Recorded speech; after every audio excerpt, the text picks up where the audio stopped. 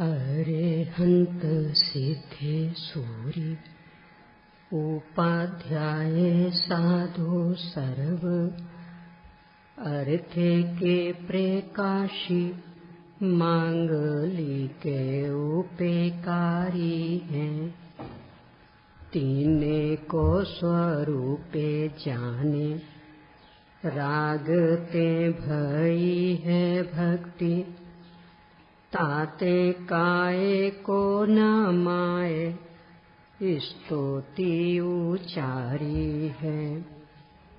धन्य धन्य तुम ही से काजे सबे आजे भये करे जोरी बारंबार वंदे न हमारी है। मंगले कल्याण सुख ऐसो हमें चाहतु है। हो मेरी ऐसी दशा जैसी तुम्हें धारी है। हो मेरी ऐसी दशा जैसी तुम्हें धारी है। ओम ह्रीं श्री अरहंत सिद्ध आचार्य उपाध्याय साधु पंच परमेष्ठिभ्यो नमो। ये प्लेन है ना, वहां बैठो, अक्षरों पर नहीं।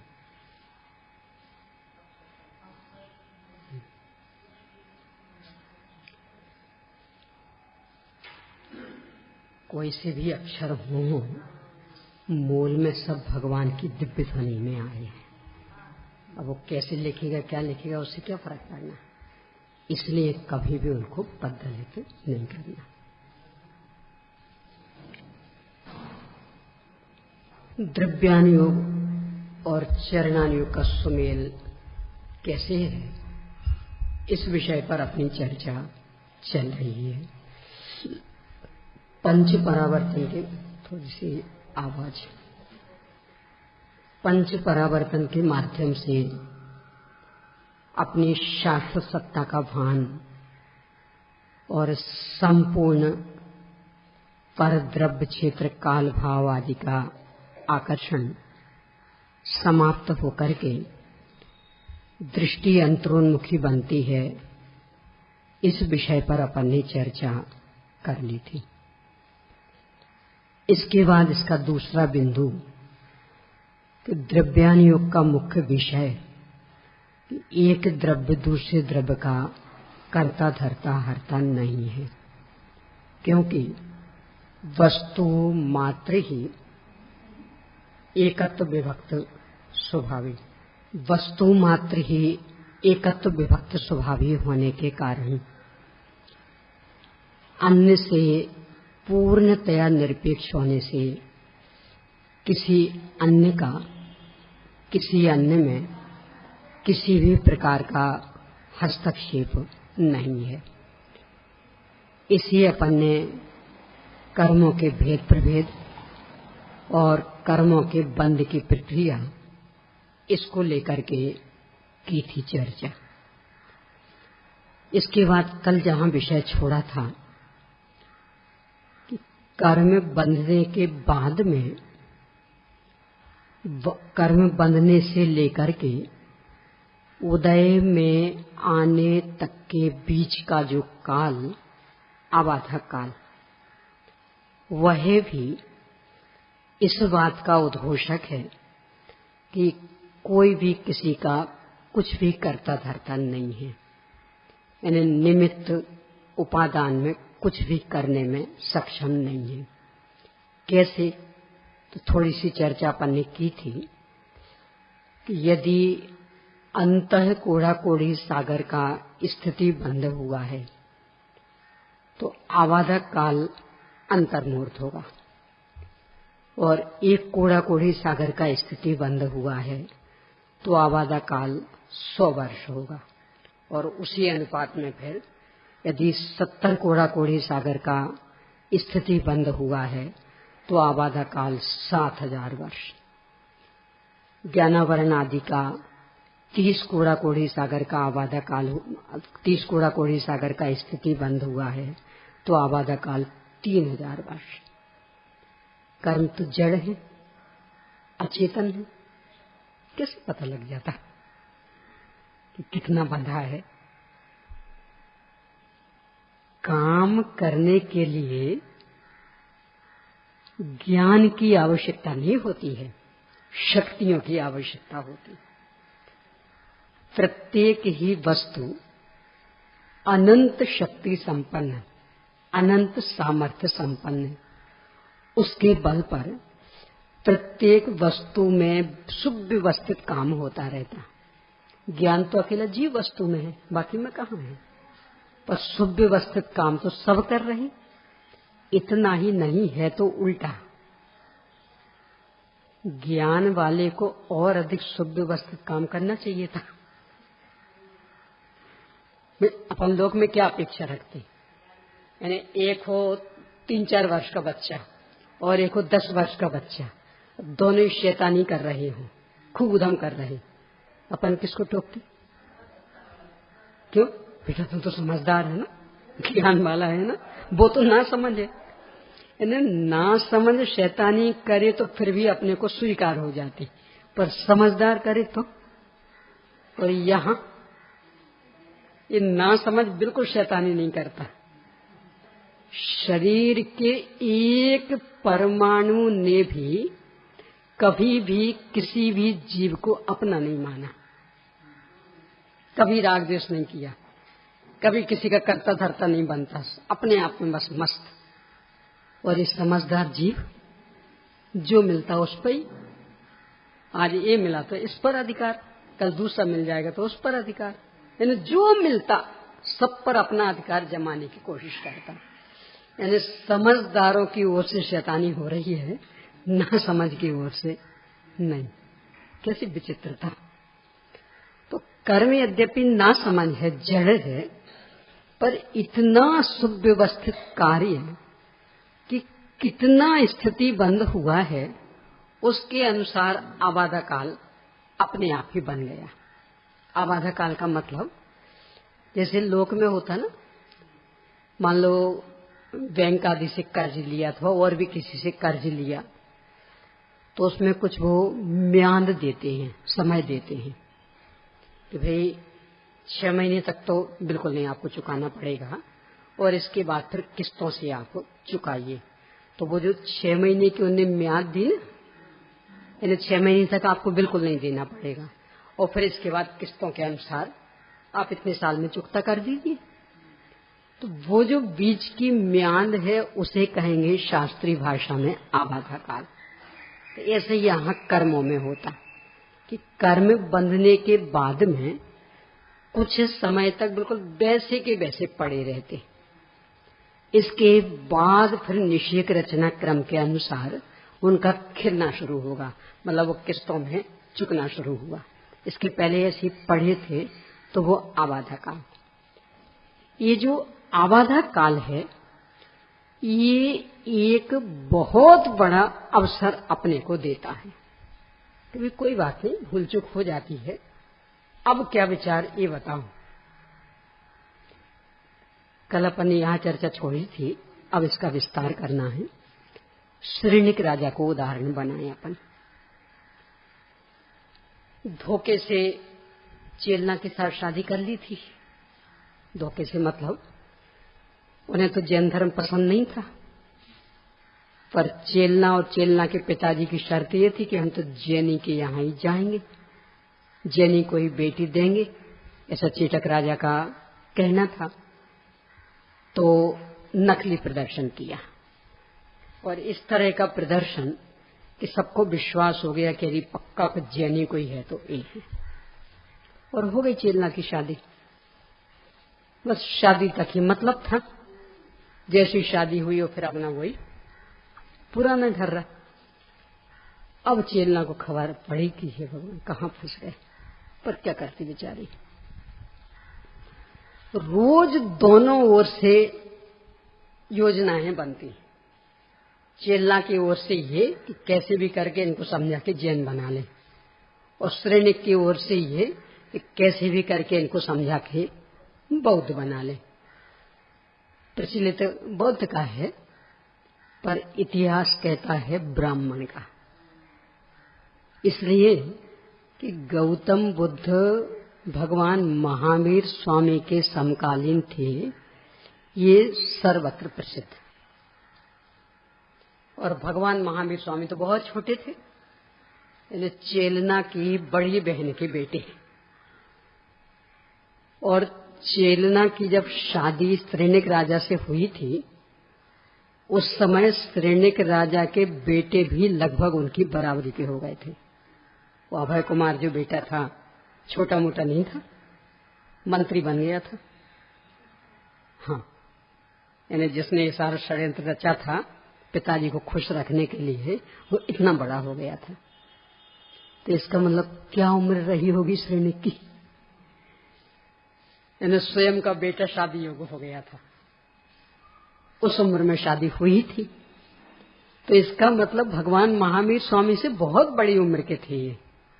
और गौतम बुद्ध तो भगवान महावीर स्वामी के समकालीन, तो उस समय बौद्ध धर्म का तो प्रचार ही नहीं हुआ था। तो जो इतिहास बताता है कि ब्राह्मण धर्म का बताता, पर जो भी हो अपने को उस बहस में नहीं उलझना है। बस इतना मान ले कि जैनेतर था, अब वो बौद्ध था कि ब्राह्मण था, वो इतिहास निर्णय करता रहेगा। तो रोज दोनों ओर से होता वो पक्का। ये तो बेचारी महिला रानी कितनी ताकत लगा सकती थी, और वो तो राजा पुरुष सर्वे सर्वा, आए दिन ही अपने गुरुओं को बुलाता रहता था, खूब समझ बाता, स्वयं भी समझाता, पर चेलना के ऊपर कोई असर नहीं पड़ता था। एक बार की घटना, चेलना को भाव आया कि इनको भी सबक सिखाएं। ये बहुत कहते हैं कि हमारे गुरु इतने ज्ञानी, लगती तो कुछ ज्ञानी है ही नहीं, तो इनको सबक सिखाना चाहिए। तो श्रेणिक राजा ने कहा कि गुरुओं का संघ आया है, उनका भोजन ठीक बोला, तो भोजन को निमंत्रित हो गए। सब भी गुरुजन आए। चेलना को एक मौका मिल गया। पहले के जमाने में खड़ाऊ पहनते थे, काठ की बनी हुई होती थी, और अंगूठा फंसाने के लिए भी काठ ही। बड़े लोग प्योर चंदन का, छोटे लोग साधारण से काठ का पहन लेते थे, और जो बड़े लोग रहते थे वो चंदन की बनी हुई, तो उनकी खड़ाऊ चंदन की थी। जब वे लोग आ गए, हाथ पर धुला के उनको भोजनशाला में भेज दिया, तो चेलना ने हर एक की एक एक खड़ाऊ उठवाई और खूब अच्छी साफ करवा के, और चूंकि प्योर चंदन की खूब सुगंध, तो अच्छी किसवा करके अच्छा बारीक चूरा किया और सारे भोजन में मिला दिया। भोजन और अधिक सुगंधित, टेस्टी। सबने भोजन किया, इतने खुश हुए, ऐसा भोजन कभी नहीं किया, क्योंकि चंदन डल गया हो जिसमें, प्योर चंदन, अच्छा सुगंधित, क्या कहना, और खुश। पता लगा किसने बनाया, पता लगा चेलना ने। उनको लगा चेलना शायद हमारे धर्म में, यानी हमसे कुछ आकर्षित हो गए, तो बहुत बहुत आशीर्वाद, बेटा यदि इस धर्म को अपना लिया तो बहुत कल्याण होगा, हम लोग ऐसे ज्ञानी, तुम्हारे उनमें क्या रखा है नगन निगंबरों में। ये चुप हो गया, भोजन वगैरह सब। अब जाना था तो बाहर निकले, खड़ाऊ में पहननी थी, तो देखा तो एक एक खड़ाऊ गए। खोजबीन हुई, कहाँ गई। सबसे पूछा गया। चेलना ने धीरे से कहा, आप तो सर्वज्ञ हैं, तो यहां वहां बेमतलब में पूछ रहे हैं, अपने ज्ञान से क्यों नहीं जान लेते। अब वो बिल्कुल वो दुखती हुई नस को जैसे दबा दिया हो ऐसा, अब चिड़े। वो सर्वज्ञ ऐसी चीजें जानते हैं क्या? क्यों सर्वज्ञ कहते किसे हैं? जो सब कुछ जाने, तो सब कुछ पे खड़ाऊ नहीं आती क्या? अब चूंकि जानते तो नहीं थे और चिढ़ गए। जैसे तैसे आकर बताया गया कि सब आपके पेट में ही जा चुकी हैं। चिढ़ गए बहुत ज्यादा और स्त्रीनिक को खूब डांटते फटकारते हुए कि तुमने हमारा अपमान किया और ऐसा और वैसा, चले गए। अब सोचो स्त्रीनिक को कितना गुस्सा आया होगा। पर रानी प्यारी भी थी, ज्यादा बोल नहीं सकते थे क्यों, प्राणों से प्यारी। अब अंदर अंदर ठान लिया, मिलने दो इनके भी गुरु, हम भी बताएंगे। चूंकि अन्य धर्मी थे, अहिंसक तो थे नहीं, शिकार का शौक था। तो एक दिन ऐसे मंत्रियों आदि के साथ में शिकार करने गए। जंगल में यशोधर नाम के मुनिराज विराजमान थे, नग्न दिगंबर वेश। पूछा मंत्रियों से, यही है ना वो चेलना के गुरु? हाँ साहब। इतना क्रोध भड़का और लगा यहां ना तो चेलना है न और कोई, अकेले हम और ये कुछ भी कर डालें यहां। तो शिकार को गए थे, 500 शिकारी कुत्ते साथ में लेके गए थे, खूंखार, शेर जैसे खूंखार होते हैं शिकारी कुत्ते, एक साथ छोड़ दिए महाराज जी के ऊपर। महाराज जी की पवित्रता इतनी अधिक, उनका पुण्य इतना अधिक कि वे खूंखार कुत्ते अत्यंत शांत होकर और महाराज जी की 3 प्रदक्षिणा देकर और सामने नम्र होकर बैठ गए। ये देखा तो और अधिक गुस्सा कि बड़ा जादू टोना वाला लगता है। तो बांध दिया कुत्तों को, विचारशील तो था ही। सोचा और कुछ भी छोड़ेंगे तो उसके ऊपर भी यही करेगा ये तो, क्योंकि ये तो बहुत मंत्र तंत्रवादी लगता है। तो जिंदों से काम तो नहीं चलेगा, मरों से काम लेना चाहिए। एक सांप मरा हुआ पड़ा था, वो उनके गले में डाल दिया और बहुत खुश होके अब भोगना मिट्टू, पता लगेगा। वो चला आया। राजकाज में बहुत व्यस्तता थी,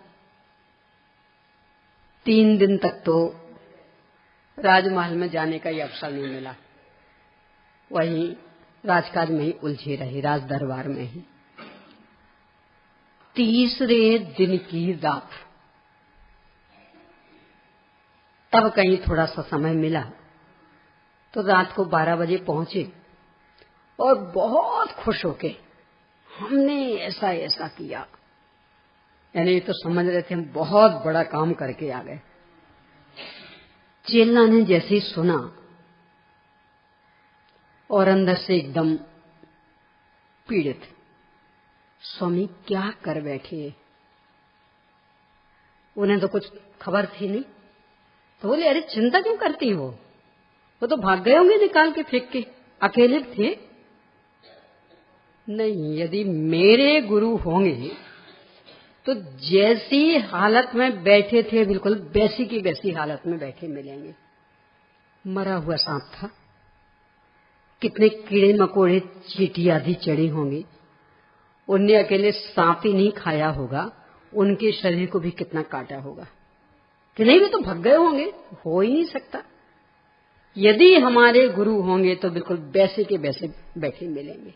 आप तो चलिए। आधी रात का समय, जंगल का वातावरण, कैसे चले, अब इसे तो चैन नहीं। जैसे तैसे करके 4 घंटे तो बिताए। ब्रह्म मुहूर्त हुआ, जगाया अभय कुमार बेटे को और कहा पिताजी ऐसा ऐसा कर आए हैं, चलो। समझती तो थी कि क्या हालत हुई होगी।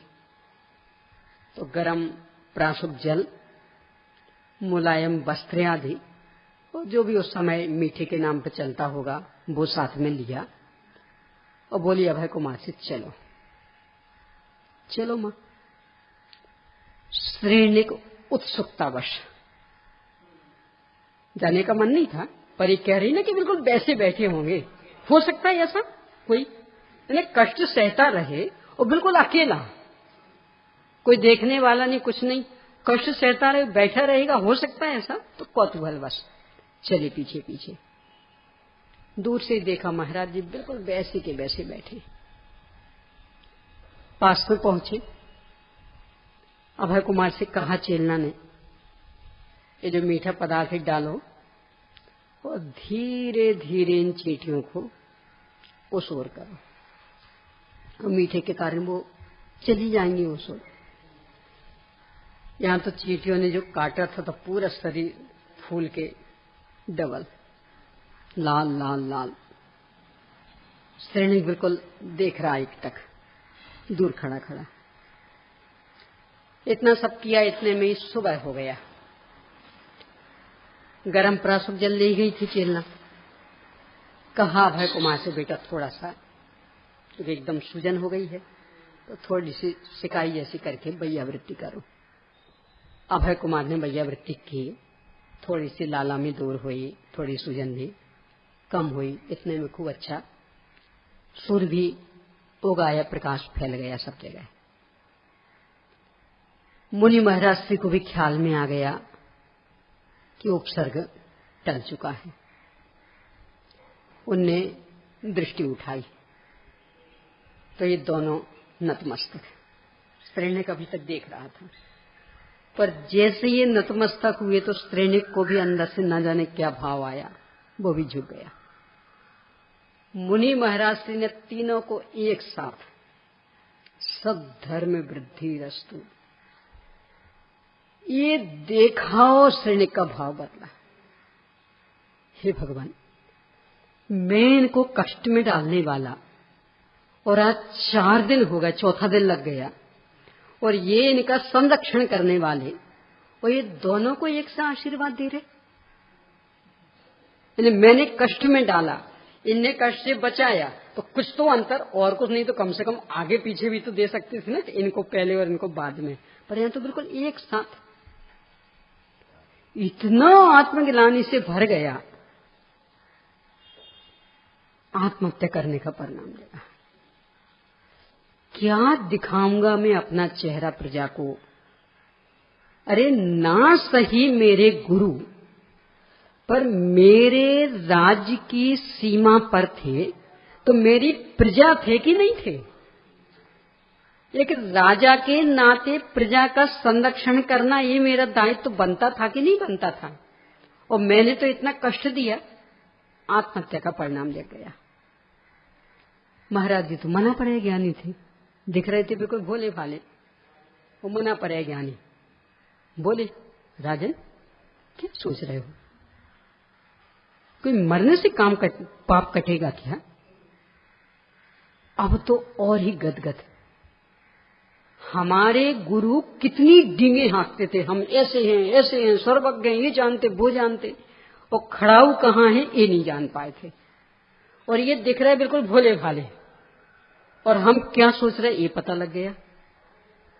अब तो गदगद, फिर से चरणों में नतमस्तक कि साहब यदि इससे नई पापों से बच पाएंगे तो आप बताइए। उनको तो इसका भविष्य पूरा दिख रहा था कि अब ये विराधक है, पर इसी निर्ग्रंथ दिगंबर मार्ग का परिवर्तन करने वाला है। ये तो परिणामों का उतार चढ़ाव है।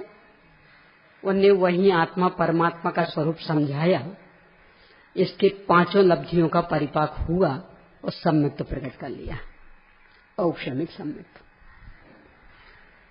3 दिन पहले जिस दिन उपसर्ग किया था, विराधना का इतना तीव्र परिणाम था कि इस भूतल पर दिगंबरत्व नाम की चीज नहीं बसनी चाहिए।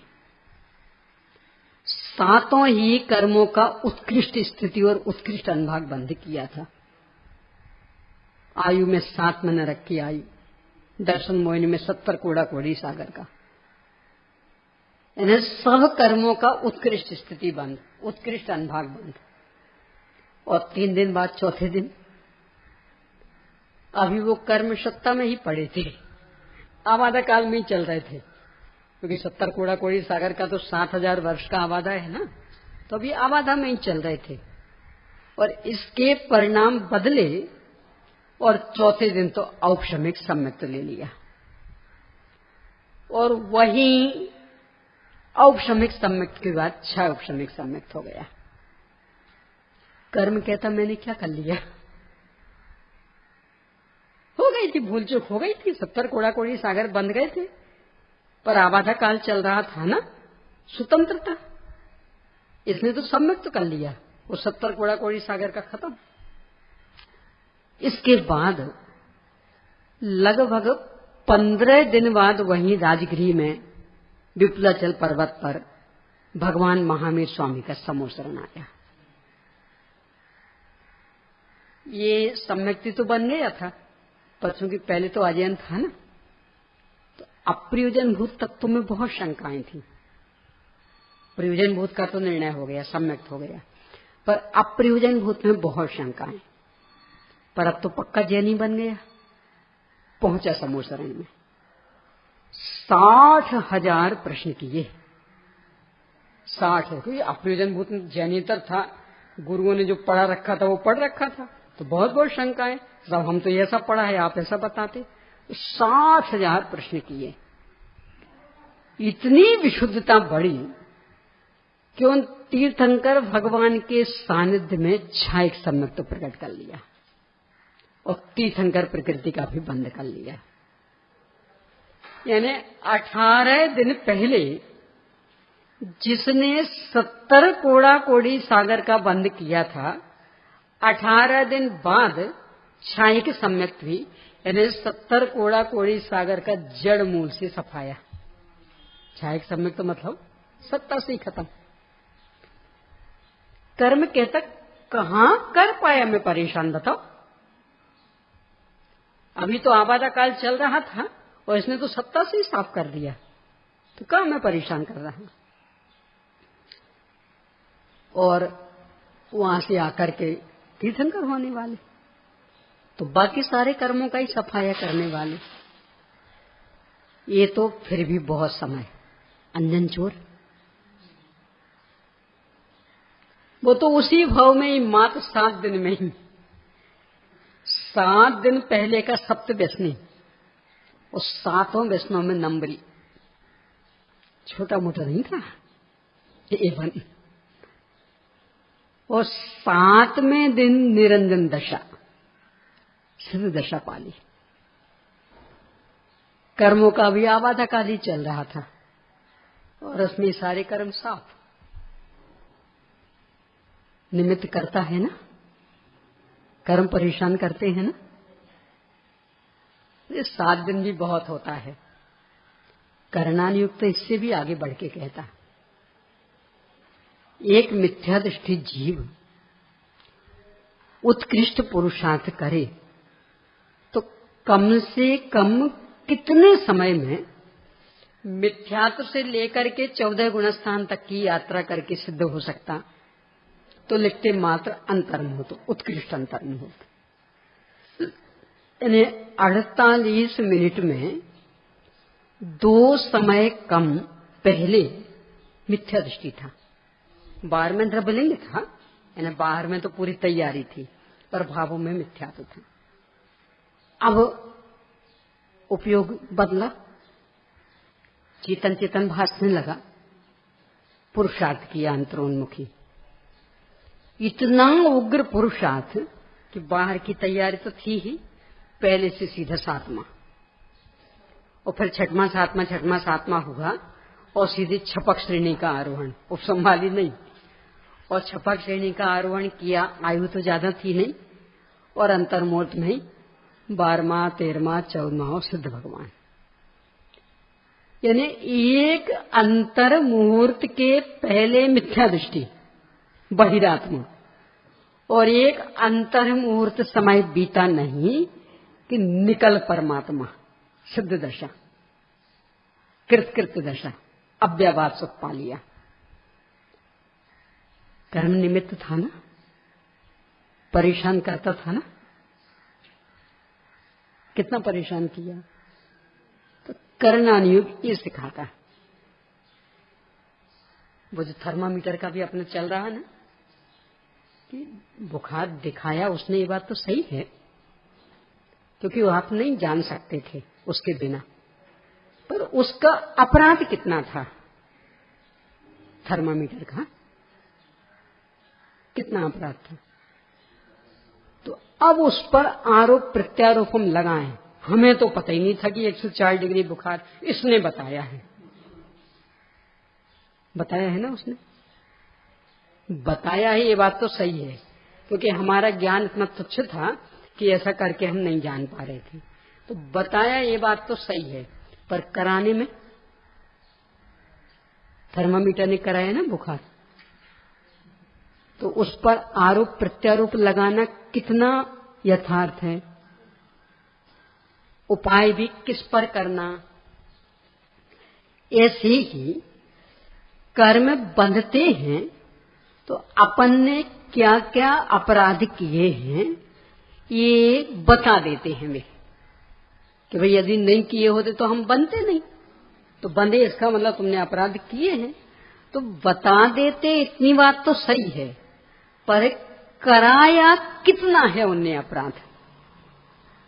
और इसीलिए अपने को कब तक भी अपराधी रखेंगे कि बिल्कुल चाहो तो अभी निरपराधी बन जाओ और चाहो तो अनंत काल तक नहीं बनना। यानी वे कहते हमारे ऊपर कुछ भी निर्भर नहीं है। जब समाहारी पौरुष बल अपनो, सुख अनंत तो पीरा रे, और नहीं संभालें तो रुल। कर्म के तो हमारा तो बताना काम है, तो हम बताते रहेंगे, कोई हम करा थोड़ी रहे हैं। तो ये सब प्रकरण जब करणान योग से पढ़ते हैं तो द्रव्यान योग ने जो ये बताया था कि एक द्रव्य दूसरे द्रव्य का कर्ता धर्ता नहीं है, ये विषय और अधिक पक्का हो जाता है। कर्म तो पूरे घनिष्ठतम एक क्षेत्र होगा संबंध वाले हैं ना, कितने शरीर से भी ज्यादा, क्योंकि शरीर तो मात्र एक भाव के लिए, और कर्म तो भाव भावांतर तक चलते रहते। जब वे भी कुछ नहीं कर पा रहे हैं तो ये शरीर कुछ कर पाएगा, और जब शरीर ही नहीं कर पाएगा तो ये कर पाएंगे। ये तो स्पष्ट भिन्न दिख रहे हैं। यानी कोई भी द्रव्य किसी दूसरे द्रव्य का रंच मात्र भी बिगाड़ सुधार करने में समर्थ नहीं है। ये बात जो द्रव्यान योग ने प्रतिपादित की थी, करणान योग से अत्यंत स्पष्ट रूप में व्यक्त करता है। ये देख लो, कुछ कर पाए हो कर्म तो बता। कर्तृकर्म अधिकार में, समय साह जी के कर्तृकर्म अधिकार में जो चौथा प्रकरण इसका, यानी जीव में एक बार चर्चा की थी, कर्तृकर्म अधिकार के 9 प्रकरण हैं, 9 अंतराधिकारों में बटा है। तो चौथा प्रकरण जिसमें जीव स्वयं परिणाम स्वभावी है और पुद्गल स्वयं परिणाम स्वभावी। जीव का पुद्गल में कुछ वश नहीं है और पुद्गल का जीव में कुछ वश नहीं। तो इन गाथाओं की टीका लिखते हुए दोनों ही प्रकार के प्रकरणों में आचार्य अमृतचंद्र स्वामी ने टीका में 2 सूत्र बहुत गजब के दिए, ऐसे कि नमोकार मंत्र जैसे जपने लायक, 24 घंटे याद रखने लायक। कौन कौन से?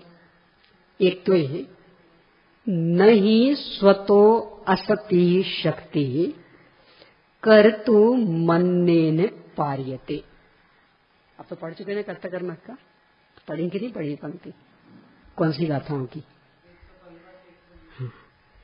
नहीं स्वतो असति शक्ति कर्तु मन्नेन पार्यते, कि जो शक्ति स्वयं में नहीं है उसे किसी दूसरे के द्वारा किसी भी कीमत पर किया नहीं जा सकता। कितनी स्वतंत्रता हो गई। यानी हम में यदि शक्ति नहीं है तो सारा विश्व मिलकर के प्रयास करे तो भी कुछ नहीं कर सकता। आगे सर्वश्रुति ज्ञान अधिकार में भी लिया उस विषय को, वहां से ऐसा उदाहरण लिया, वहां लिया शंख का। शंख सफेद होता है, काले भी होते हैं पर बिरले, मूल में सफेद रंग का होता है। तो वहां उदाहरण लिया कि शंख कितनी ही काली मिट्टी खाए। शंख खाता काली मिट्टी। एक दिन चर्चा की ना, 2 इंद्रिय जीव है केंचुआ जैसा, तो जैसे केंचुआ मिट्टी खाता ना, ऐसे शंख भी खाता। तो शंख कितनी ही काली मिट्टी खाए, उसे काली मिट्टी में ये ताकत नहीं है कि शंख को काला बना दे। कितनी खाए वो काली मिट्टी। हाँ, यदि उसका स्वयं वैसा रूपांतरण होने की क्षमता हो तो काला हो जाता, पर मिट्टी काला नहीं कर सकती। सब 24 घंटे उसके पेट में काली मिट्टी रहने दो। शंख तो बिल्कुल दूध जैसा सफेद। ये उदाहरण लिया वहां। तो एक तो ये सूत्र कि नहीं स्वतो असति शक्ति कर्तु मन्येन पार्यते, कि जिसमें जो स्वयं में शक्ति नहीं है, दूसरा किसी भी कीमत पर उसे नहीं दे सकता। इसके साथ ही एक और नियम, नहीं वस्तु शक्तियः परम अपेक्षन्ते, कि वस्तु की शक्तियां दूसरों की अपेक्षा नहीं रखती हैं। वस्तु की शक्तियां दूसरों की अपेक्षा नहीं रखती। अभी परसों भी चर्चा आई थी बैंसरी वचनामृत की। द्रव्य की परिभाषा क्या दी थी? जिसे अपना काम करने के लिए दूसरों की राह नहीं देखनी पड़ती, उसे द्रव्य कहती। यानी वस्तु की शक्तियां दूसरों की अपेक्षा नहीं रखती। यदि हम में शक्ति है तो वो पूर्णतया स्वतंत्रता से काम करेगी, और नहीं है यदि शक्ति तो पूरा विश्व भी मिलकर के शक्ति पैदा करने का प्रयास करे तो भी वो शक्ति नहीं आ सकती। पर से कितना निरपेक्ष प्रत्येक वस्तु मात्र का जीवन। जब इतना निरपेक्ष, तो कोई दूसरा क्या कर लेगा हमारे में? तो निमित्तोपादान में कर क्या सकता है? जैसी उपादान की योग्यता होगी वैसा उसमें होगा। निमित्त तो समय साक्षीदार रहेगा, पर निमित्त कुछ कर सकता। इष्टोपदेश में तो आचार्य पूज्यपाद स्वामी ऐसा लिखते, नाज्ञो विज्ञत्व मायाति विज्ञो नाज्ञत्व मृच्छति निमित्त मात्र मन्यस्तु गतिर धर्मास्ति कायवत, कि एक द्रव्य दूसरे द्रव्य का कुछ नहीं कर सकता। इसके लिए उदाहरण लिया कि अज्ञ को विज्ञ नहीं बनाया जा सकता। अभी आपको पढ़ा रहे हैं ना, समझ रहे हैं आप, बिल्कुल आपके जैसा डिक्टो एक स्टेचू, बिल्कुल आपके यानी इतना एक्यूरेट हो कि देखने वाले पता ही नहीं लगा पाए कि आप हो के स्टेचू। ऐसे बनते हैं आजकल तो बहुत, यानी दिग्भ्रमित हो जाएं कि लगे बिल्कुल जिंदा ही बैठे हैं। कितना पढ़ाएं कि पड़ जाएगा। बिल्कुल ऐसा का ऐसा है पूरा, यानी साड़ी की भी जहां जो है बिल्कुल ऐसा का ऐसा स्टेचू, लंच मात्र अंतर नहीं। कितना पढ़ लेगा? तो नाज्ञो विज्ञत्व मायाति, अज्ञ को किसी भी कीमत पर विज्ञ नहीं कर सकते हैं। और विज्ञ मतलब ज्ञानी, अज्ञानी। तो अज्ञानी को किसी भी कीमत पर ज्ञानी नहीं बना सकते, यानी जड़ को चेतन नहीं बना सकते। और इसी प्रकार से ज्ञानी को किसी भी कीमत पर अज्ञानी नहीं बना सकते, यानी चेतन को किसी भी कीमत पर अचेतन नहीं बना सकते। यानी अपन ने आज तक अपनी चेतना का उपयोग नहीं किया, तो कुछ तो चेतनता नहीं, कुछ थोड़ी सी। अरे भी चाकू का भी उपयोग नहीं करते तो वो खराब नहीं हो जाता। गाड़ी का उपयोग नहीं करें तो वो कार बेकार हो जाती। कार लाके रख ली हो और 2 महीने नहीं चलाओ तो कहते बस चलती का नाम गाड़ी है। 2 महीने यदि रख दिया तो उतने में बैटरी गई तो कार बेकार हो जाती। तो चेतना का उपयोग नहीं किया तो चेतना अचेतना नहीं हो गई होगी? घर में तो हो जाता है, कुछ भी पलटा पलटी नहीं कर दो बेकार चली जाती चीज। यहाँ कि यही तो वस्तु का कमाल है, जिस स्वभाव वाली जो वस्तु है उपयोग करें चाहे ना करें उसके स्वभाव पर कुछ असर नहीं पड़ता। उपयोग करती हैं तो पर्याय करती हैं तो वे निहाल हो जाती हैं, नहीं करें तो भी वो पर्याय तो वे बेहाल बनी रहती। पर द्रव्य पर कुछ असर नहीं पड़ता, वो तो जैसा है वैसा अनंत अनंत काल तक टिका रहेगा। उपयोग करें तो और नहीं करें तो किसी भी कीमत पर अचेतन को चेतन नहीं बनाया जा सकता, चेतन को अचेतन नहीं बनाया जा सकता। ये सब जो कहने का व्यवहार है वह तो गते धर्मास्तिकायवत, कि जैसे गति करने में धर्मास्तिकाय निमित्त होता, वो कोई जोर जबरदस्ती तो करता नहीं है। यानी यहीं अपन नहीं चल रहे तो नहीं चल रहे, अब वो बाध्य करेगा, ये हम बैठे हैं तो तुम बैठे कैसे रह सकते हो, चलो हमारा काम तो गति में निमित्त होना है, कुछ नहीं, चलें तो निमित्त हो जाएगा और नहीं चलें तो कोई बाध्यता नहीं। तो जैसे धर्मास्तिकाय द्रव्य पूर्णतया उदासीन निमित्त, ऐसे ही सारे विश्व का निमित्त नैमित्तिक संबंध पूर्णतया उदासीन निरपेक्ष भाव से चल रहा। कर्ता कर्म संबंध रंच मात्र नहीं किसी का किसी के साथ। कितनी स्वतंत्रता! ये जो 2 सूत्र बताए हैं नमोकार मंत्र जैसा याद रखना, इतनी ही शांति मिलेगी। अभी इससे तो परेशान है ना, यानी घर में देवरानी जिठानी हो, सासू माँ है, अब पुण्य पाप का उदय तो अपना अपना है ही। तो मान लो जिठानी से कुछ गड़बड़ी भी हो जाए तो भी उसको प्रशंसा मिलती है, पुण्य का उदय। और देवरानी से बिल्कुल हमेशा सही सही काम हो और तो भी निंदा मिल जाती उसको, हमेशा बस उसको ही टोका टोकी सहनी पड़ती। अब वो परेशान, सासू माँ परेशान करती हैं, पक्षपात करती हैं। हम कितने बढ़िया काम करें तो भी हमें कभी प्रशंसा के 2 शब्द भी सुनने नहीं मिलते, हमेशा निंदा निंदा निंदा, गलती हमारी हो तो नहीं हो तो। और ये जिठानी सही काम में तो प्रशंसा मिलनी है, गलत हो जाए तो भी प्रशंसा मिलती। इनसे हम परेशान। यदि ये सूत्र ख्याल में रहे तो नहीं स्वतो असती शक्ति कर्तु मन्ने न पार्यते, कि यदि ऐसी निंदा सहने की हमारी योग्यता नहीं होती तो विश्व में किसी की ताकत नहीं थी कि जो हमारी निंदा कर सके। और नहीं वस्तु शक्तियां परम अपेक्षन्ते, कि वस्तु की शक्तियां दूसरों की अपेक्षा नहीं रखती, वो पूर्ण स्वतंत्रता से अपना काम करती।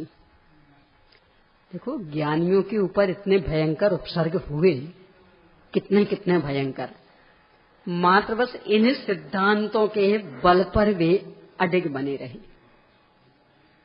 अभी 3 दिन पहले चर्चा की ना चंदनबाला आदि की, अनंगशरा आदि की, क्या उम्र थी उन लड़कियों ने, क्या दुनिया देखी थी। यानी अपन तो जैसे बहुत जी लिया तो खूब धक्के खा खा करके मजबूत हो गए, और कहाँ वो 15-20 साल की लड़की हैं, राजकुमारियां, यानी फूलों से ऐसी पालन पोषण की गई हैं, वो उनका अपहरण। और कितनी कितनी भयंकर स्थिति में, किसके बल पर समता रखी। अंजना के ऊपर दोषारोपण, सीता के ऊपर दोषारोपण, क्यों उन्होंने कोर्ट के दरवाजे नहीं खटखटाए। अपने ऊपर कोई कुछ लगा था ना, मान लो एक शादीशुदा लड़की को पति निकाल दे, क्या कह के निकलेगी वो, देख लेना यदि कचहरी के सीखचे में खड़ा नहीं कर दिया तो हमारा नाम, समझते क्या हो, हम भी पढ़े लिखे हैं, कोई कच्ची गोलियां नहीं खेली हैं। नहीं यदि वहां कर दिया और जेल में नहीं बंद करवाया, देख लेना। बोलो कैसा चैलेंज देते? देते नहीं देते? और उल्टा भी हम दबने के लिए थोड़ी, कोई लड़की है तो इसका मतलब ये थोड़ी कि हम दब के रहें। हम भी शेर हैं, हमें भी सब कुछ पता है। अन्याय के विरोध में तो बिल्कुल खड़ा होना चाहिए और बड़ा अपना कैरियर बताएंगे। हमने अपना कैरियर बनाया है तो अब किसी के सामने नहीं दबेंगे। सीता जी का कुछ कैरियर था कि नहीं था? वे तो दब गए। चाहती तो राजा जनक के न्यायाधीशत्व में चला सकती थी केस, भामंडल के न्यायाधीशत्व में। अरे लक्ष्मण के में, क्योंकि लक्ष्मण ने थोड़ी निकाला था और नारायण तो लक्ष्मण थे, कर देती केस दायर कि ये तुम्हारे भाई बलभद्र और हम पर दोष मढ़ रहे हैं, करिए आप न्याय। कुछ नहीं। क्यों? जे कर्म पूरब किए खोटे, सहे क्यों नहीं जियरा। कि इन सब की गलती है ही नहीं, अपने करने का फल भोग रहे। तो जब अपने करने का फल भोग रहे हैं तो किस पर दोष मढ़े, किसे गलत देखें, किसे कोर्ट में खींचें? गलती तो हमारी है तो हमें खींचे, किसी दूसरे की गलती है नहीं। इसके बल पर इतने बड़े बड़े उपसर्ग आसानी से सहन हो गए और अपने को ये दो सूत्र ख्याल में नहीं रहते तो थोड़ी थोड़ी सी बाधाएं, यानी उन सतियों के सामने तो देखें तो कुछ भी नहीं है अपने ऊपर। आजकल है कौन सी ऐसी दुष्ट सास कि जो बहू को निकाल दे बेटी की अनुपस्थिति में? है कोई? बोलो। और कौन सा ऐसा पति है कि जो गर्भवती पत्नी को निकाल देवे, वो भी धोखे से?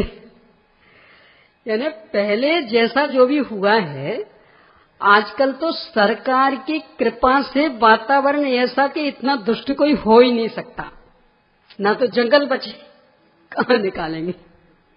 कहां है इतने घने जंगल? तो आखिर कहां छोड़ेंगे? तो उनके सामने तो कुछ भी मुसीबतें नहीं, बिल्कुल नगण्य जैसी, और तो भी अपने को कोर्ट का रास्ता दिखता है। और इन सतियों के ऊपर इतने भयंकर उपसर्ग, फिर भी किन्हीं को कोर्ट का रास्ता नहीं दिखा। अरे इससे भी बड़ा, और अंजना के ऊपर जब दोष लगा था, मुनि सुव्रतनाथ भगवान विद्यमान थे, उनका समुच्चरण लगता था। ये तो कह सकती थी ना कि अम्मा यदि विश्वास नहीं है भगवान से पूछ लो, वे तो झूठ नहीं बोलेंगे ना। हम झूठ बोल रहे होंगे, भगवान तो झूठ नहीं बोलेंगे। इतने इतने गणधर हैं, उनसे पूछ लो। मना पर्याय ज्ञानी, अवध ज्ञानी, उनसे पूछ लो। अपन तो यही सफाई देते ना कि भाई हमारा विष्णु, चलो इनसे पूछ लो, ये तो आपकी सहेली है ना, इनसे पूछ लो, ये तो झूठ नहीं बोलेंगी ना, इनका नहीं, चलो उनसे पूछ लो। उनने क्यों सहारा नहीं लिया? विचार करना एक एक बात पर। हम अपने पाप के उदय में तीर्थंकरों को नहीं समेटेंगे। कषाय की तीव्रता वालों का क्या भरोसा? सही बात सामने आ गई तो एक कषाय की तीव्रता वाले ये भी कह सकते हैं कि हाँ तुम्हारी भक्त है ना, तो आखिर तुम उसके पक्ष में नहीं बोलोगे तो क्या कहोगे? और वो अंजना तुम्हारी भक्ति करती है, तुम्हें भगवान मानती है, तो तुमने उसके पक्ष का कह दिया कि हाँ बिल्कुल अंजना तो सही है। तो भगवान की वीतरागता को भी ये लांछित कर देंगे, उस पर भी प्रश्न चिन्ह खड़ा कर देंगे। हम ऐसा पाप नहीं होने देंगे, जो हमारा है हम भोगेंगे, पर तीर्थंकरों की साक्षी नहीं दिलवाएंगे। गणधर देव से पूछने की बात नहीं कहेंगे। क्यों? उनकी वीतरागता कलंकित हो जाएगी। कषाय की तीव्रता में क्या ठिकाना, कुछ भी कह सकता है व्यक्ति। बोलो। कितना बड़ा मार्गदर्शन अपने लिए। अपन तो बोलो अच्छा हम शास्त्र पे हाथ रख के कह सकते हैं, और कभी कभी तो भावुकता में हम प्रतिमा जी छू के बता सकते हैं, प्रतिमा जी पर हाथ रख सकते, फिर तो विश्वास करोगे कि नहीं। वहां साक्षात तीर्थंकर का नहीं लिया सहारा, और यहां अपन ऐसे ऐसे सहारों में उलझ जाते। कारण कि बस ये सिद्धांत पता नहीं, इसलिए कि वस्तु की शक्तियां दूसरों की अपेक्षाएं नहीं रखती हैं, और जो जिसमें शक्ति नहीं है, कोई कितना भी प्रयास करे, किसी के भी वश की बात नहीं है कि वैसा कर सके, तो किसको दोष दें। ये सिद्धांत जो द्रव्यान योग का अडिग सिद्धांत कर्णान योग से इतना पुष्ट होता कि कितने तीव्र कर्म बंधा हो, चूंकि अपने परिणामों का निमित्त पा करके बंधा है, इसलिए अपने ही परिणामों के सही पने में जड़ मूल समाप्त हो जाता। कर्मों से न निवेदन करना पड़ता है, न उनको भगाना पड़ता है। यहाँ अपराधी वृत्ति हुई थी, उसकी आकुलता भोग रहे थे, और निरपराधी वृत्ति हुई तो निराकुल हो गए। कर्मों से कुछ लेना देना है ही नहीं, वे अपने आप अपना काम करते रहेंगे। तो ये जो वस्तु स्वातंत्र का सिद्धांत, जो जैन धर्म का मूलभूत सिद्धांत, संपूर्ण जिनागम का मूल प्रतिपाद्य, द्रव्यान का अकेला नहीं, संपूर्ण जिनागम का, कि एक द्रव्य दूसरे द्रव्य का कर्ता धर्ता नहीं। कर्णान योग से इतना खुल करके स्पष्ट होता, कुछ कहो ना। एक वस्तु स्वातंत्र का सिद्धांत ऐसा मूलभूत कि इस युग में मात्र इसके बल पर जैन धर्म को शोध प्रबंध में अलग स्थान मिल गया। घटना शायद आपको पता होगी, जर्मन के एक विद्वान हुए हैं doctor Harman Jacobi. Doctor Harman Jacobi गुरुदेव से भी नाम लिया करते थे, बाद में काफी अच्छा काम किया था उन्होंने। तो उनने रिसर्च की, रिसर्च का टॉपिक था उनका सभी धर्मों की मौलिक विशेषताएं। सभी धर्मों की मौलिक विशेषताएं। तो पहले तो उन्हें अपने पाश्चात्य संस्कृति वाले धर्मों की लिख ली थीसिस, फिर भारत में आए तो भारतीय धर्मों की भी लिख ली। अब जैन धर्म संबंधी लिखना था उन्हें, तो जैनियों के पास गए, बड़े बड़े साधु संतों के पास, विद्वानों के पास। किन्हीं ने कुछ बताया, किन्हीं ने कुछ बताया, किन्हीं ने कहा अहिंसा, किन्हीं ने कहा अपरिग्रह, किन्हीं ने कहा ब्रह्मचर्य, जो जिसको सूझा वो बताया। उनका ये कहीं कहना था कि ये सब तो अन्य धर्मों में भी है। यदि ये जैन धर्म की विशेषता है तो ये मुट्ठी भर आप अलग से काय को रहते हो, 1.5 चावल की खिचड़ी अलग काय को पकाते, सब में मिल जा। यहीं कितने से ज्ञानी लोग, तो ये तो सब धर्मों में। बहुत बहुत बताने की कोशिश की लोगों ने, पर उनका विश्वास नहीं बैठा। आखिरकार उनने यहां तक कह दिया, देखो मैं अंतिम प्रयास कर रहा हूं, यदि मेरे मन को संतुष्टि नहीं मिली आपके द्वारा बताई गई विशेषता से, तो मैं अपनी थीसिस में से जैन धर्म का नाम निकाल दूंगा।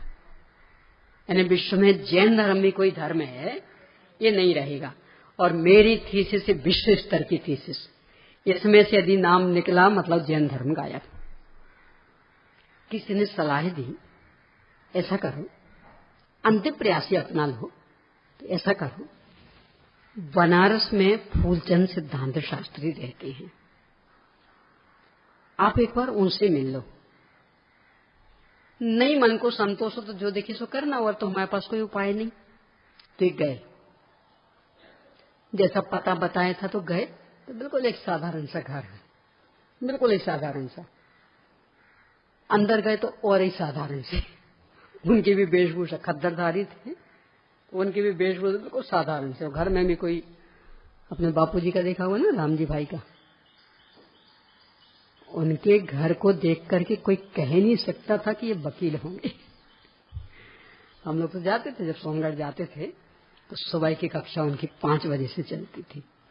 तो चूंकि बैठने उठने में थोड़े लाचार हो गए थे, तो बस भी अकेले कुर्सी पे बैठते थे, तो एक ऐसी बिल्कुल साधारण सी कुर्सी, और बाकी सबके लिए बस ऐसी चटाइयां 2-3 पड़ी रहती थी, बैठ जाओ। ना कोई अलग से सो, ना कोई खास बर्तन, ना कुछ नहीं, बिल्कुल सिंपल। आत्माराधना के लिए इस तरह का जीवन चाहिए। पैसे की अकड़ में आत्माराधना नहीं होती, प्रदर्शन में आत्माराधना नहीं होती। तो फूलचंद जी साहब के यहां पहुंचे, देखा तो लगा क्या हमारे प्रश्न का उत्तर देंगे। कितने कितने बड़ों के पास हम जाके आए, पर चूंकि अब थीसिस पूरी करनी तो थी, बताया अपने आने का कारण। गुस्से में तो थे ये, तो साथ में ये भी कह दिया, देखो साहब हम अंतिम प्रयास कर रहे हैं, यदि सही उत्तर नहीं मिला, मतलब मुझे जो पसंद आ जाए ऐसा उत्तर नहीं मिला, तो मैं थीसिस में से जैन धर्म का नाम निकाल दूंगा। पंडित जी साहब भी कोई साधारण तो थे नहीं, बोले यदि उत्तर मिल गया तो तुम्हें जैनी बनना पड़ेगा। क्यों? उत्तर नहीं मिला तो तुम जैन धर्म का नाम निकालने को तैयार, यदि मनपसंद उत्तर मिल गया तो जैनी बनना पड़ेगा। ने सोच लिया ठीक है, अच्छा तुम दो तो सही उत्तर, ठीक है, यदि मन भर गया तो हम जैनी बन जाएंगे। पूछा क्या पूछना चाहते कि जैन धर्म की वह मौलिक विशेषता कि जो संपूर्ण धर्मों से उसे अलग करता है। कितने शब्दों में सुनना चाहते? अत्यंत संक्षिप्त, शॉर्ट एंड स्वीट, जितने कम से कम में बता सको। बोले मैं छोटे छोटे 2 वाक्यों में बता सकता। बताइए। जैन धर्म की मौलिक विशेषता वस्तु स्वातंत्र और उसे प्राप्त कर प्रकट करने का उपाय स्व अवलंबन, यानी वस्तु मात्र की स्वतंत्रता, अकेला द्रव्य ही नहीं, उसका गुण, उसकी एक एक समय की पर्याय, हर एक की पूर्ण स्वतंत्रता, किसी को किसी से कोई लेना देना नहीं, और उसे प्रकट करने का उपाय स्वयं का अवलंबन। अब ये बात यदि किसी भी धर्म में आपको मिली हो तो आप जैन धर्म को अपने थीसिस में से हटा दीजिए। हम तो ये शब्द ही नहीं सुने थे, तो फिर आप बोलो, वचन दिया तो तुमने, आखिरकार जैन बन गए। डॉक्टर हरमन जैकोबी अपने जीवन में फिर अंत में जैन हो गए थे। यानी वस्तु स्वातंत्र का सिद्धांत इतना अजब गजब का कि संपूर्ण धर्मों से जैन धर्म को बिल्कुल अलग करता। किसकी इसकी स्वतंत्रता? अकेले द्रव्य की नहीं, एक एक गुण की नहीं, वो एक एक समयवर्ती एक एक पर्याय, उस पर भी गुण का अधिकार नहीं है, जिस गुण की वो है। यानी श्रद्धा गुण की पर्याय मिथ्या दर्शन, तो मिथ्या दर्शन कहती मैं पूर्ण स्वतंत्र हूं, मुझे जब तक मिथ्या दर्शन रूप रहना मिथ्या दर्शन रूप रहेंगे, जब सम्यक दर्शन रूप होना होगा तब हो जाएंगे। श्रद्धा गुण तू मुझे बाध्य नहीं कर सकता। और जीव द्रव्य कि जब मेरा गुण ही बाध्य नहीं कर सकता तो तू कहां से आया, तो जब वो बाध्य नहीं कर सकते शरीर आदि अजीब कहां से आए। इतनी स्वतंत्रता। और प्रकट करने का उपाय मात्र स्वयं का अवलंबन, और कोई दूसरा प्राप्त करने का उपाय नहीं कि स्वयं का अवलंबन ले तो जीवन भी स्वतंत्रता संपन्न बन जाए। तो ये जो स्वतंत्रता की उद्घोषणा द्रव्यान योग करता है, कर्णान योग उसकी सर्वांग पुष्टि करता कि किसी भी प्रकार से गुलामी के लिए अवसर नहीं, यानी कर्म बाध्य नहीं कर सकता जीव को। जीव कर्म के हाथ की कठपुतली नहीं है। स्वयं जैसा अपराध करता है वैसी आकुलता भोगता है और अपराध समाप्त करता है, निराकुल हो जाता। कर्म अपने आप ही रास्ता छोड़ के चले जाते हैं। कर्मों के हाथ पैर नहीं जोड़ने पड़ते।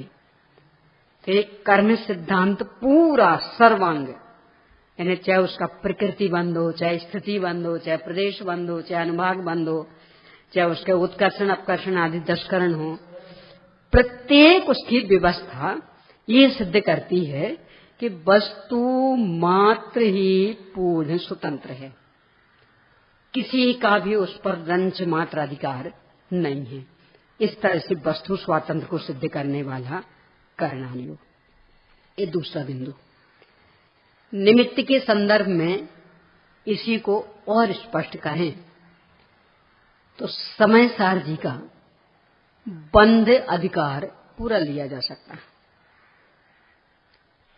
हम किसी को जीवन मरण नहीं दे सकते, किसी को जिंदा नहीं रख सकते, किसी को मार नहीं सकते, किसी को सुखी नहीं कर सकते, किसी को दुखी नहीं कर सकते। कोई हमें जीवन नहीं दे सकता, कोई हमारा मरण नहीं कर सकता, कोई सुखी नहीं कर सकता, कोई दुखी नहीं कर सकता। इसके लिए आचार्य कुंद स्वामी ने सहारा किसका लिया? कर्णानियों का। अवक्षयण मरना, आयु के क्षय से मरण होता। तुम किसी की आयु छीन सकते हो? आयु के उदय से जीवित रहते। तुम किसी की आयु बढ़ा सकते हो? वेदनी साता वेदनी के उदय से सुखी होते लौकिक दृष्टि से, तुम साता वेदनी दे सकते हो? असाता के उदय में दुखी रहते, तुम असाता दे सकते? यानी अपने हाथ में किसी का कुछ भी नहीं है। इस बात को सिद्ध करने के लिए स्वयं उन्होंने कर्म सिद्धांत का सहारा लिया और लगातार 10 गाथाएं लिख दी मात्र इसी पर। और टीकाकार अमृतचंद्र स्वामी ने भी गद्य में और पद्य में बस इसी बात को लेके, ये सब तो कर्म सापेक्ष है। तुम किसी को कर्म दे सकते हो? उसका कर्म रख सकते हो? छीन सकते हो? तो तुमने कैसे किया सुखी दुखी? हमने बेटों का पालन पोषण किया। हर मम्मी की यही है ना शिक्षा। कितना कितना कष्ट सहा बच्चों को पालने में पोसने में, और आज ये बिल्कुल सुनते भी नहीं है। आचार्य कुंद स्वामी के सामने शिकायत लेके जाएंगे तो वे क्या कहेंगे? तुमने पाला पोसा है क्यों उनके अपने पुण्य पाप से पले पुसे, तो तुम क्यों अपेक्षाएं लगा रखे? हमने चूंकि इतना पुरुषार्थ किया इनके पालन पोषण में, तो अब कम से कम इन्हें हमारे प्रति इतना तो दायित्व निभाना चाहिए, बुढ़ापे में कम से कम इतना तो सहयोग देना चाहिए। क्या कहेंगे कुंद स्वामी? तुमने कुछ नहीं किया। और कर्तृकर्म अधिकार में तो मेरे ख्याल से 94 नंबर तक अलग, शायद हो सकता नंबर आगे पीछे भी हो, 93 तो लगभग तो 94 है। यहां तक लिख दिया कि जरा अपनी सीमा पहचानने की कोशिश करो। कहां तक है सीमा? विकल्प कह परं कर्ता, विकल्प कर्म केवलम, न जातु कर्तृकर्मत्वम, सविकल्पस्य नश्यति।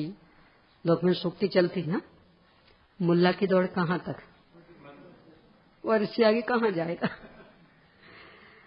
तो ऐसे किसी भी द्रव्य की दौड़ कहां तक? अपने गुण पर्याय तक।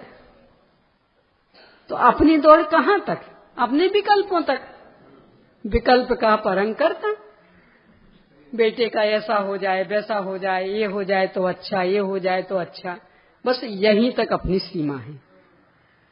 बाकी उसका जो हुआ है वो उसकी अपनी पूर्ण स्वतंत्र योग्यता से हुआ है, हमारे विकल्पों के कारण रंच मात्र नहीं हुआ। ये हमारी सीमा। कहां तक? विकल्पों तक। तो अब अपेक्षाएं किससे रखना?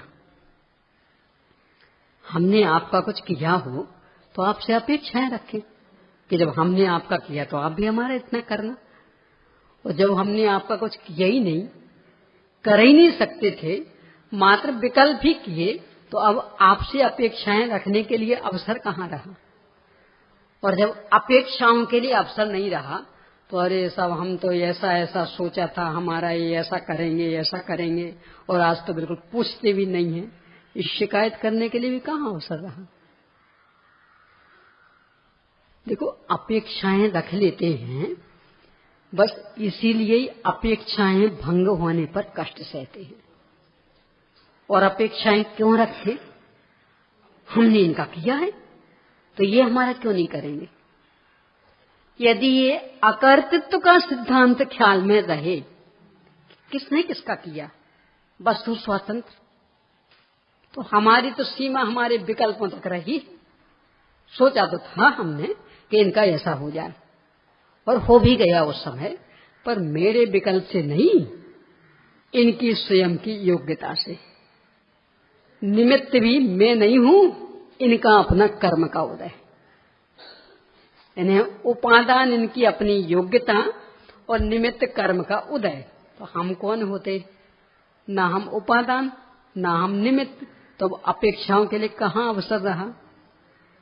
और जब अपेक्षाओं के लिए अवसर नहीं रहा तो अपेक्षाएं भंग होने के लिए, तो अपेक्षाएं भंग हो तो जो अनंत आकुलता भोगते उसके लिए सारा दुख का स्थापन। इन्हें अपेक्षाएं नहीं होंगी यदि ये वस्तु स्वातंत्र समझ लेंगे तो, कि ठीक है सब कर्म सही निमित्त है। तो कर्म तो है ना, हाँ है। आया कहां से था कर्म?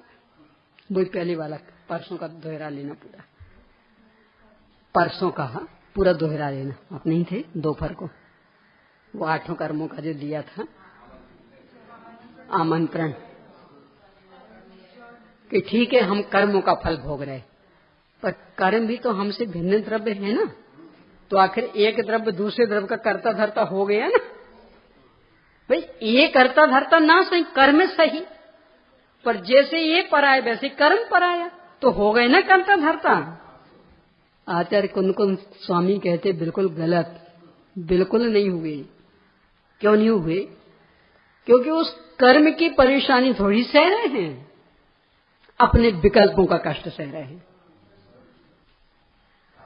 कर्म तो मात्र सूचक था, वही थर्मामीटर वाला।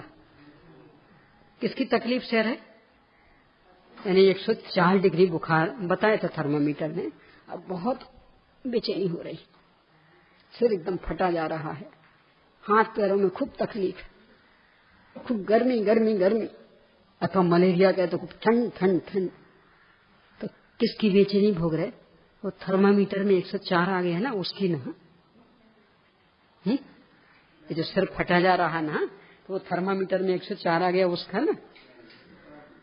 तो अब उसे कोसे इसने 104 बता दिया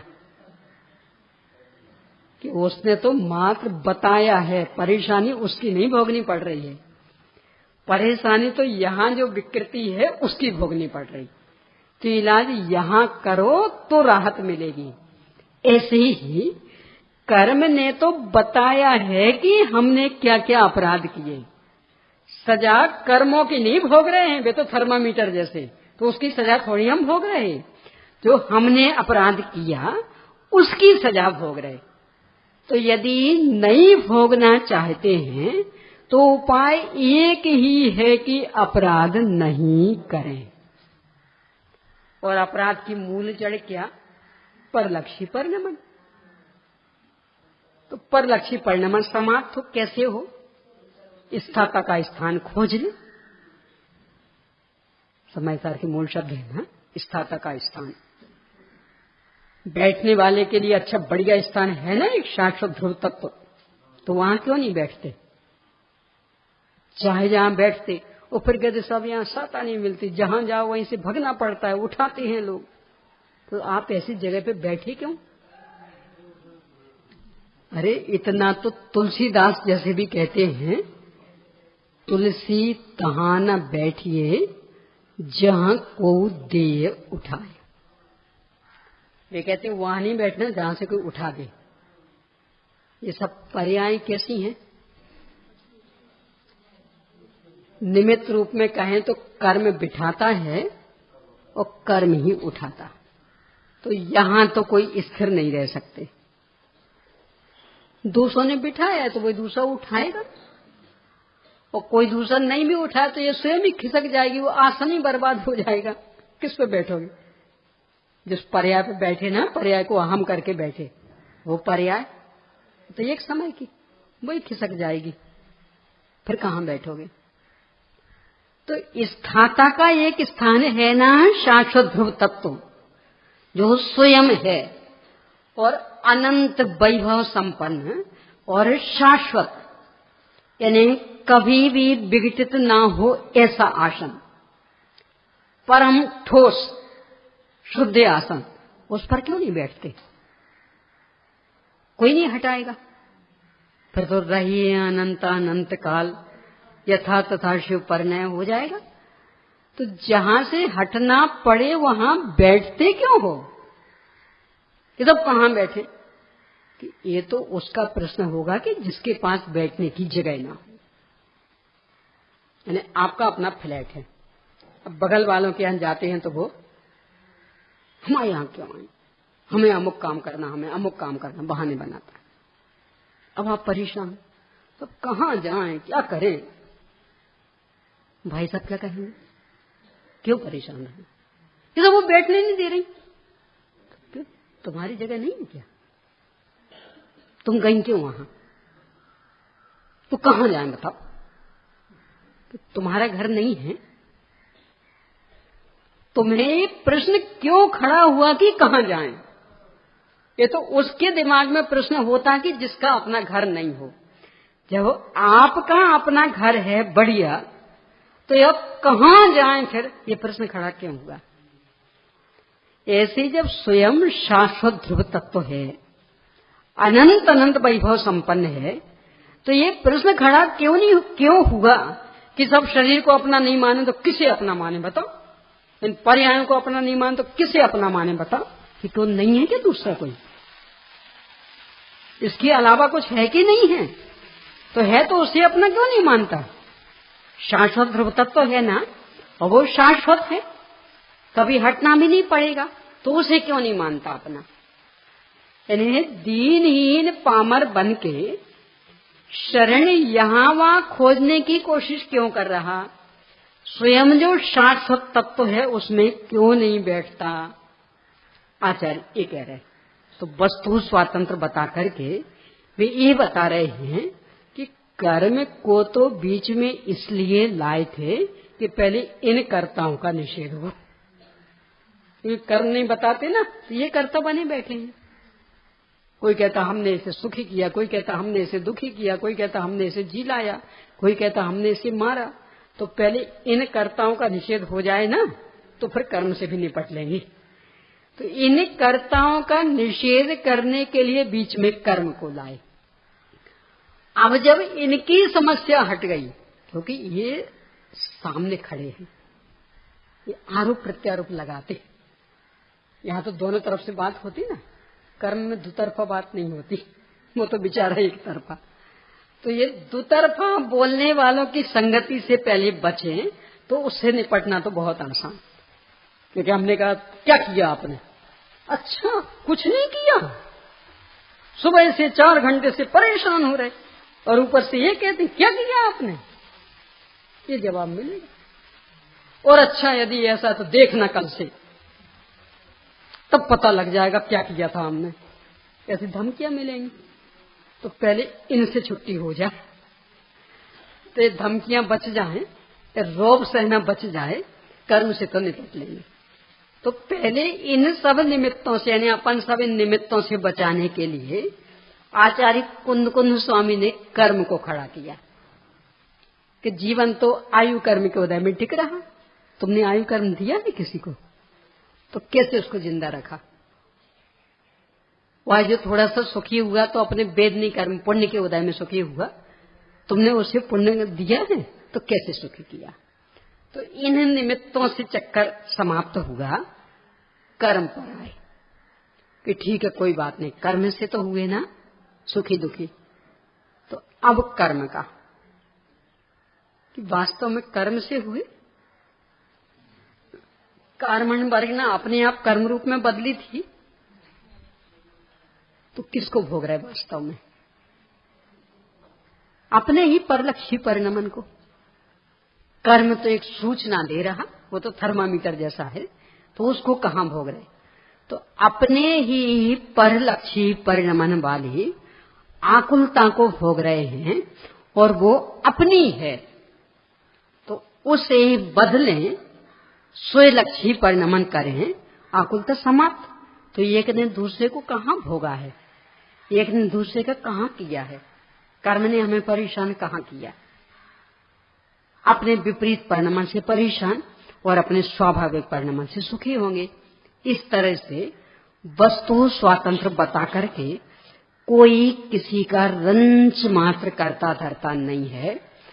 कर्म भी इन्हें निमित्तों से हटाने के लिए बीच में लाने पड़े थे, पर वास्तव में वो पूर्णतया जड़ है, अचेतन है, उसको कभी भी जीव नहीं भोगता। अपने ही परलक्षी वृत्ति वाले दुख को भोगता है और परलक्षी वृत्ति को नष्ट करता है। स्वोन्मुखी पुरुषार्थ करके स्वरूप में स्थिर होता तो वो संबंधित सुख को भोगता है। बाकी अन्य के साथ कोई सुख दुख भोगने का संबंध, कर्ता कर्म का संबंध रंच मात्र भी नहीं है। तो कहाँ तक अपनी सीमा? बस विकल्पों तक। वो एक स्टिकर बनाना है इसी कलश का। विकल्प दूसरों के लिए पूर्णतया अकिंचित कर और स्वयं के लिए अनर्थक। विकल्प दूसरों के लिए पूर्णतया अकिंचित कर और स्वयं के लिए अनर्थक। अनर्थ करने वाले, बुरा करने वाले, यानी जिनके संदर्भ में अपन सोच रहे। मान लो इस आप अपने बेटे के संदर्भ में सोच, कौन पोता है? नाती? कौन है नाती? बेटा। तो इसके संदर्भ में सोच रहे हैं, मान लो अच्छा बन जाए, योग्य बन जाए, योग्य बन जाए। ये सूत्र क्या कह रहा? एक विकल्प उसके लिए पूर्णतया अकिंचित कर, कुछ नहीं कर सकता। उसकी योग्यताएं, उसकी होनहार, उसका पुण्य पाप जैसा होगा वैसा होगा। अपने यहाँ तो कहावतें कैसी कैसी चल रही संस्कृति में। कौओं के कोसने से ढोर नहीं मरा करते, गीदड़ भपकियां कुछ काम नहीं आती, बंदर घुड़कियां से डरने की आवश्यकता नहीं, माताओं के आशीर्वाद से कोई बच्चे नहीं फलते। ये सब क्या है? यही है कि अपने विकल्प दूसरों के लिए अकिंचित कर।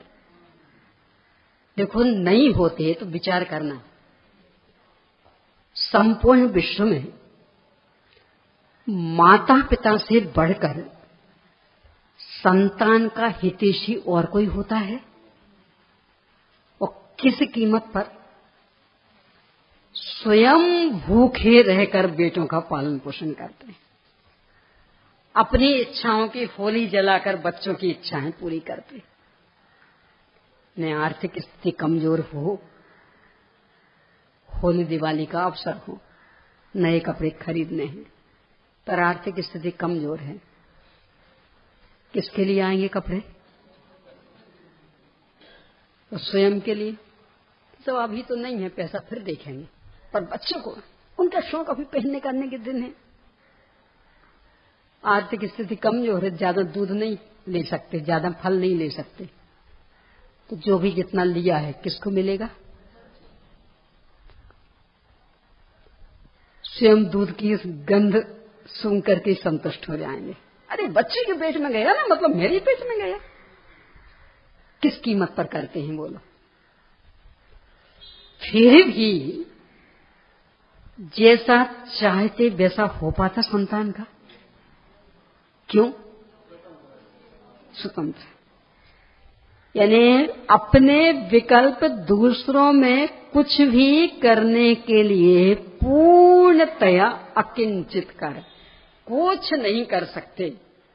उसकी होनहार, उसका उपादान, उसका अपना पुण्य पाप जैसा होगा वैसा होगा। देखो ऐसे कितने केस देखे जाते हैं ना।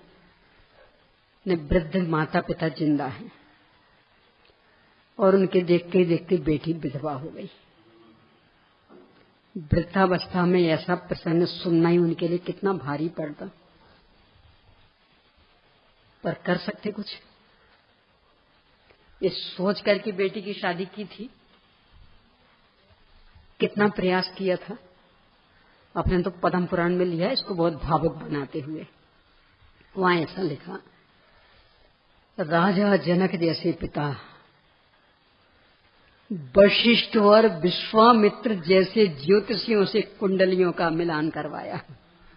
साधारण ज्योतिषी नहीं, वशिष्ठ और विश्वामित्र ज्योतिषी, उस समय के नंबर 1 के ज्योतिषी, उनसे कुंडली, राम और सीता की कुंडली का मिलान करवाया, ग्रह नक्षत्र मिलवाए। पर इसके भाग में तो जंगल जंगल लिखा था, तो कौन टाल पाया बोलो। मात्र इसके लिए स्वयंवर रचा था कि वशिष्ठ और विश्वामित्र ने कहा था कि राम से बढ़कर दूसरा कोई वर नहीं है। पर वहां वो भामंडल के धर्मपिता भड़क गए थे, नहीं हमारे बेटे को दो बेटी, वचन तो दे चुके, क्या करना। कोई बात नहीं, ये धनुष ले जाओ, दो, जो इसको चढ़ा देंगे उसके साथ शादी करना। अब यहां अंदर में, हे भगवान, यदि और किसी ने चढ़ा दिए तो क्या होगा। पर योग ऐसा बना और कोई चढ़ा ही नहीं पाया वो चक्रायुध धनुष, वो राम ही चढ़ा पाए, और राम के गले में वरमाला। क्या सोच के डलवाई होगी कि अब देखते, अब भटकने दो इसको जंगल जंगल, ये सोच के शादी की होगी, खूब खूब आशीर्वाद दिए होंगे, क्या सोच के अब भटके, ये सोच के जुग जुग जियो, क्या बोलते मराठी में, नांदो, क्या बोलते, सुख से नांदो पूतो फलो, दूधो नहाओ पूतो फलो, क्या आशीर्वाद दिया होगा। पर भाग्य की रेखा, भाग में तो जंगल जंगल भटकना लिखा था। ये सब घटनाएं क्या बताती कि अपनी सीमा मात्र अपने विकल्पों तक, यानी सोच सकते हैं कि बाल बच्चों का ऐसा हो जाए तो अच्छा, ऐसा हो जाए तो अच्छा, ये सोच सोच करके अपने उपयोग को खराब कर सकते हैं, आकुलता भोग सकते हैं, पर बाकी होना जाना कि वो उनकी अपनी उपादानगत योग्यता, उनके अपने पुण्य पाप का उदय, हमारी सोच वहां कुछ भी कार्यकारी नहीं, अकिंचित कर, और अपने लिए अनर्थक, अपना बुरा करने वाली, यानी वर्तमान में भी आकुलता भोगनी है, उसका निमित्त पाकर के कर्म का बंध हुआ, उसको भी भोगना पड़ेगा। तो अपने लिए अपने विकल्प अनर्थ करने वाले और दूसरों के लिए अकिंचित कर, तो क्यों ऐसे विकल्पों में उलझे। आचार्य कल्प पंडित टोडरमल जी साहब ने मोक्ष मार्ग प्रकाशक के पहले अध्याय में साधुओं का सामान्य स्वरूप का भी एक प्रकरण लिखा, काफी विस्तार से लिखा। उसमें एक वाक्य कैसा लिखा, अपने उपयोग को अधिक नहीं भरमाते थे, यानी अपन लोगों ने जैसे सोचा विचारे में नहीं उलझते, अब ऐसा करेंगे, अब ऐसा करेंगे, अब ऐसा करेंगे, आज ये बनाए, कल वो बनाएंगे, परसों वो बनाएंगे, पूरी प्लानिंग भी ऐसा नहीं उलझाते अपने उपयोग को। क्यों? कि प्लानिंग से होना क्या है। देखो 24 घंटे के अपने अनुभव हैं, 10-10 दिन से पूरे लिखित बना लिया हो कि अमुक मेहमान आने वाले हैं ना, इस दिन ये बना के खिलाएंगे, इस दिन ये बना के खिलाएंगे, इस दिन ये बना, बिल्कुल रोज नई नई प्लेटें बना ली हो, और परिस्थितियां ऐसी बदलती जाती हैं कि वो लिखा होगा बस लिखा होगा ही रह जाता है, और बाकी जो बनना होता वो बनता है। बोलो है कि नहीं अनुभव अपने। ये सब क्या बता रहे कि अपनी सीमा बस विकल्पों तक है। ये सिद्धांत मुनि राजों को चारित्र के स्तर पर भी जीवन में उतर गया है, इसलिए वे अपने उपयोग को ज्यादा नहीं भरमाते कि क्या मतलब निकलने वाला, जो होना होना तो वही है। अब खूब सोच सोच के वर्तमान को हम बिगाड़ लेंगे, वहां चातुर्मास करेंगे तो बढ़िया, वहां करेंगे तो बढ़िया, ऐसा हो जाएगा वैसा। कि कहाँ होना है ये हमारे विकल्पों के अनुसार होगा कि भवितव्यता के अनुसार होगा। तो हम विकल्प कर करके अपने वर्तमान जीवन को नरक क्यों बनाएं, आकुलता में क्यों डालें? इसलिए अपने उपयोग को अधिक नहीं भ्रमाते। वस्तु स्वातंत्र के सिद्धांत की समझदारी का फल अपने जीवन में ये आना चाहिए। यद्यपि उनके जैसी वीतरागता नहीं है तो संकल्प विकल्प उठेंगे, पर साथ में ये भी लगे, ये भी चलता रहे कि विकल्पों से होने जाने वाला क्या है, होगा तो वही जो भवितव्यता हमें सुनिश्चित। तो क्यों बेमतलब में परेशान हो? तो जो होता जाएगा सब कुछ सहज स्वीकार होता जाएगा, फिर आरोप प्रत्यारोप के लिए अवसर नहीं रहेगा, अनंत आकुलता के लिए अवसर नहीं रहेगा। हे भगवान, हम तो ये सोचा था, इसकी योजना बनाई थी, ये क्या हो गया, ये तो नहीं होना चाहिए था। तुम्हारे सोचने से होगा कि वस्तु की योग्यता से होगा? तो सोचा ही क्यों था? और अब सोचा है तो भोग लो आकुलता। होना तो वस्तु के अनुसार है। तो ये वस्तु स्वातंत्र का सिद्धांत ख्याल में रहेगा तो उपादान की सुनिश्चितता भी और निमित्त की सुनिश्चितता भी, तो ये व्यर्थ का जो आरोप प्रत्यारोप, व्यर्थ के जो संकल्प विकल्प और उसके आधार से व्यर्थ की जो अपेक्षाएं, ये अपने आप समाप्त हो जाएंगी। और इतने ये समाप्त हुए तो अनंत आकुलता मिट जाएगी। जो होगा वो सब सहज स्वीकार होता जाएगा। क्यों? कि सब यदि सावधानी रखी होती तो शायद। आचार्य समंत भद्र स्वामी ने उत्तर दिया कि सबसे बड़ा प्रमाण है इस बात का कि इस समय यही होना था, वो कार्य। देखो ऐसा नहीं, आपकी बहू गर्भवती है, आप सोच रहे हैं बेटा हो तो बढ़िया, बेटा हो तो बढ़िया, बेटा हो तो बढ़िया, बेटा हो तो बढ़िया, पर उसे बेटी चाहिए है नहीं? सबकी अलग अलग रुचियां हैं। वो आज के जमाने में तो बेटों की हालत देख ली, यानी बेटी तो फिर भी थोड़ी साता दे देवे, पर बेटों को तो माता पिता के साथ रहने ही पसंद नहीं आता। तो बहू चाहती बेटी हो तो बढ़िया, बेटी हो तो बढ़िया, बेटी हो तो बढ़िया। अब दोनों की इच्छाएं टकरा रही हैं। अब हो गई डिलीवरी तो बेटा हुआ। अब आपने, हमने चाहा था ना इसलिए बेटा हुआ,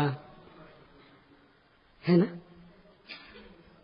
तो आचार्य समंत भद्र स्वामी से पूछेंगे तो क्या कहेंगे कि वो बेटा जन्मा है ना, ये सबसे बड़ा प्रमाण है कि 9.25 महीने से ये पल रहा था इसके पेट में, आपकी चाहे से नहीं।